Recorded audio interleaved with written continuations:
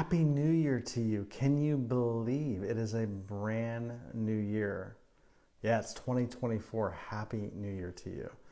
And one of the reasons I love this time of year, and I know I say I have a lot of favorite times of the year, but this is really one of my absolute favorite times of year is New Year's. And the reason for that is because it's a demonstration to me of how absolutely powerful we are as a human species, right?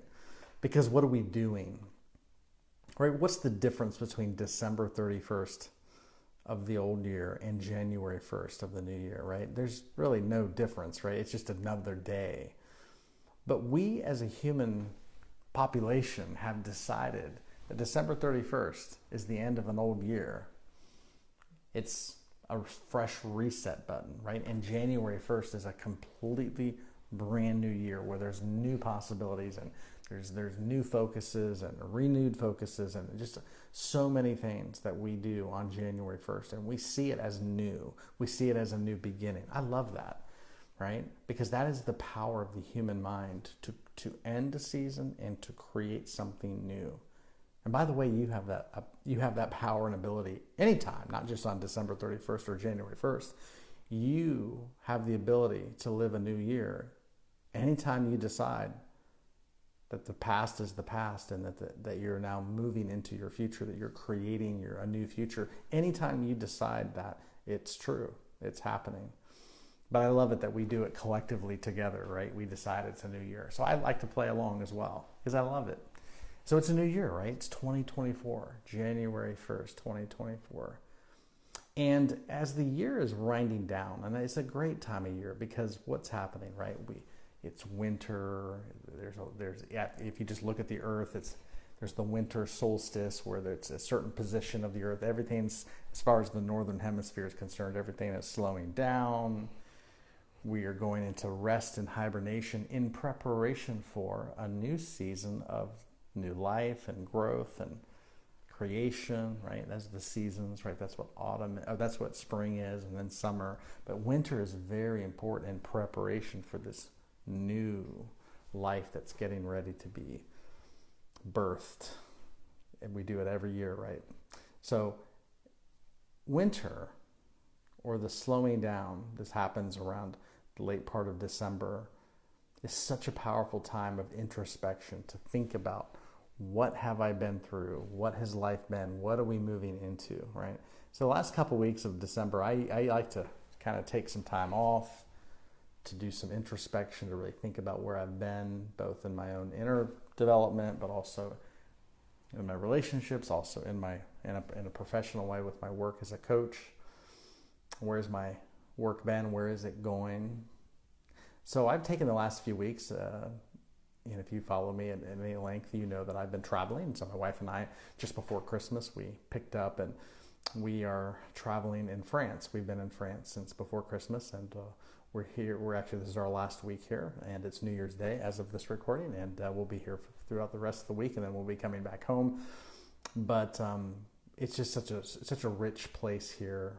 France is for me one of my favorite places in the world. It's a rich place culturally, linguistically, but also spiritually in so many ways. And I couldn't think of a better way to start a brand new year than to be in France. And right now we're also in the south of France, which is a very, very important part of the world.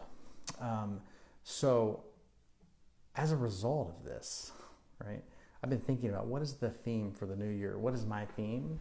I like to come up with a theme, whether it be a word. Sometimes I'll ask people, what's your word for the new year? The word representing a theme.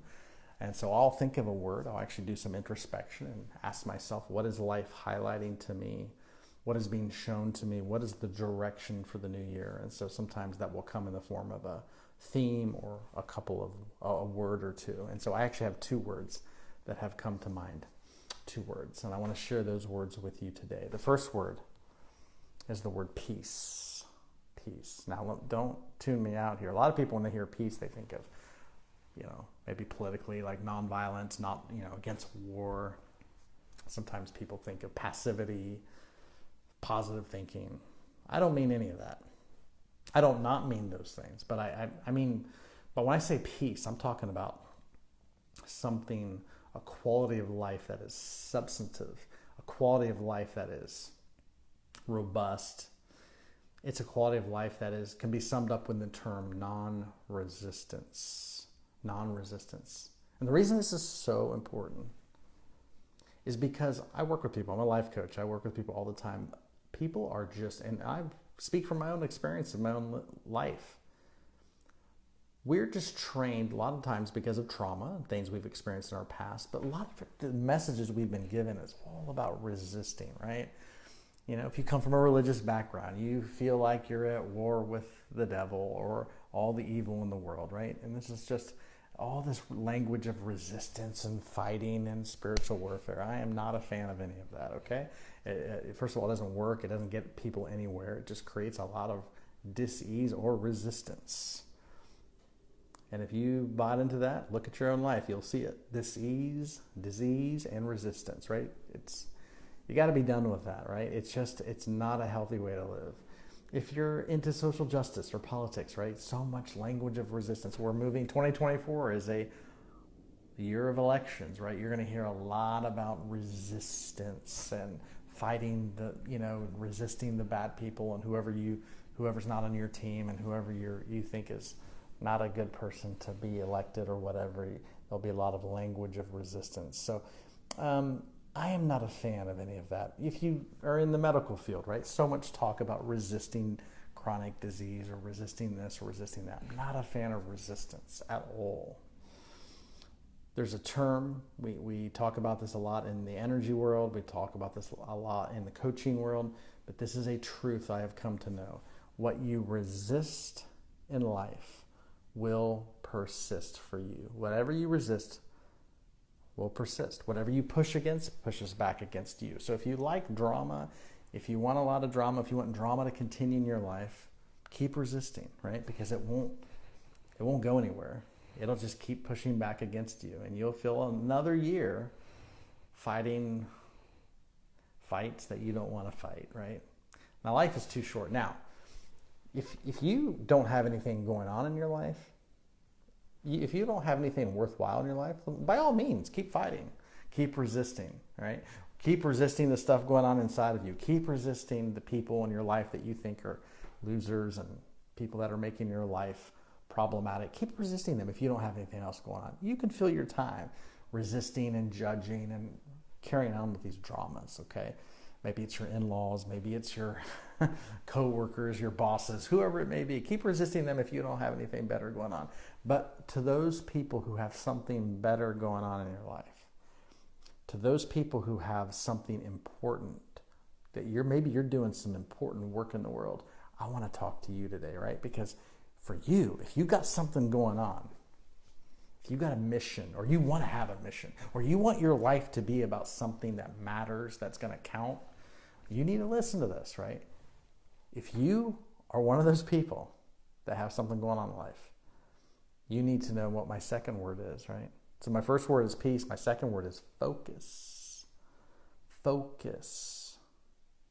Now, by focus, I'm simply meaning you have a kind of a one-track mind where your focus, where your consciousness, where your vision is going, right? Now, maybe you don't have something that is drawing your focus in. That's okay. But if you want to have something worthwhile that you give your life to, that you can serve, then you're going to need to have focus. And in order to have focus, you got to have peace. Peace. See, these two are connected. They're not separate things. You got to have peace. Now, why peace? Well, because think about it, all right? Let's say you're on a mission. You're headed somewhere. You're doing something really important. And I try to distract you. Let's say I interrupt you and I'm trying to pick a fight with you. And I'm trying to stop you and resist you.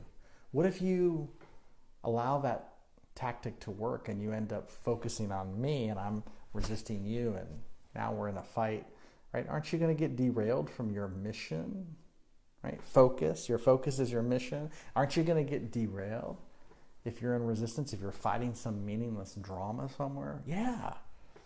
Yes, you are. You're going to get derailed.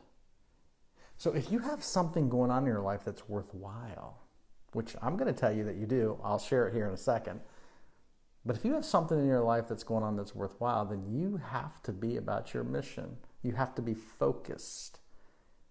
And if you're going to be focused, you can't get drawn into, you can't have resistance, right? You got to be on your way and you got to get there. You got to be focused. You have to have a single track mind that's taking you somewhere. If you're focused, right, you can't resist. So you need peace. You can't be in a state of resistance. You got to get there. Now, one of my favorite teachers, it's a guy, you've heard of him. I don't mean to use him in a religious context, but his name is Jesus. He had some amazing teachings. I don't care what your religion is. I don't care. I'm not trying to proselytize or, I'm not coming at you with a certain religious perspective, but I do want to tell you about just a really powerful teaching that he had for his followers. And he told them, he actually had them doing a specific job, and they were being sent out to do some things, and they were on a mission. And he's saying, look, your mission's so important. He's like, look, if somebody, and the reason I want to kind of set up the context for this is because it's an often misunderstood statement that Jesus made, but he made it for a very distinct reason. He said, look, if you're on your way and somebody stops and slaps you in the face, and it's meant to be kind of a extreme, ridiculous example because he's trying to make a point, right? He said, someone shows up and slaps you in the face, just turn the other cheek.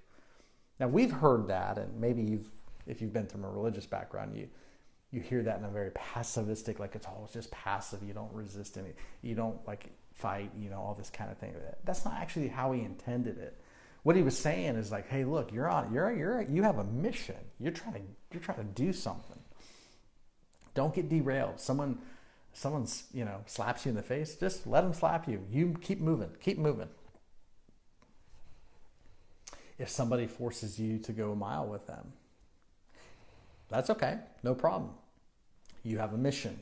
Don't resist them don't even resist them in that, right? Don't get drawn into fighting somebody because you have a mission. Now the question is, what's the mission? What's the mission, right? So I have a mission. I have a mission, and there are sub layers to this mission, but the biggest mission I have has to do with the most important thing that's ever happened to me. And I want to tell you that you should also, this year, 2024, also have a mission. And you know what your mission needs to be? I'm going to tell you what your mission needs to be. It's the most important thing that's ever happened to you. It's the most important thing that's ever happened to me. You know what the mission is? Living. And what I mean by that is most people have no idea that they're alive because they're in their head. They're stressed out about money. They're stressed out about somebody who did something wrong to them, or somebody who's treating them badly, or some big fight in the world, or some big problem they're trying to solve. They're all stressed out, right? And you're missing the most important thing that's ever happened to you. The most important thing that's ever happened to you is that you were given this thing called life. And most people are just totally distracted from life. Totally distracted. They have no idea what it means to live well.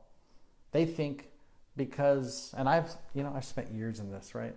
I just need more money. I just need better relationships. I just need this job. I just need blah, blah, blah. I need the people. I need somebody else to stop doing something. I need the world to become more peaceful. All of these things. None of that actually affects what happens on the inside of me unless I allow it to. It took me a long time to learn how to pay attention to my life. If you're watching this video, you have a life. That life is rooted on the inside of you. And if you don't pay attention to that life, you will try to distract yourself with so many other things, addictions, drugs, alcohol, sex, entertainment, and you will not pay attention to the most important thing you have, which is your life. Now, again, nothing wrong with the things, nothing wrong with some of those things I listed. This is not a railing against any of that. I'm talking about your life, though. If you can learn how to pay attention to your life and not to be in a state of resistance, if you can have peace, what you will end up doing with your life will blow your mind. This year, be about two things: peace, focus.